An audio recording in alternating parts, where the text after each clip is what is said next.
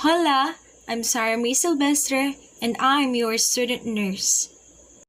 I will show you the steps of fetal heart monitoring using stethoscope. Fetal heart rate monitoring measures the heart rate and rhythm of your baby. This lets your healthcare provider see how your baby is doing. Let's begin. Identify the correct patient.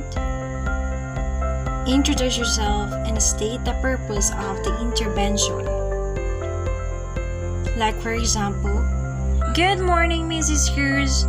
I will be doing fetal heart monitoring in which I will check for the rate, rhythm, and the presence or absence of acceleration and deceleration of the fetal heartbeat of your baby.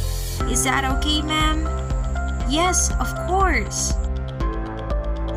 And don't forget to provide patients privacy. Do hand hygiene before touching the patient. Expose the part to be examined, keeping a cover on the other parts. And now, perform loopholes maneuver to locate the back. Second maneuver, which is the umbilical groove.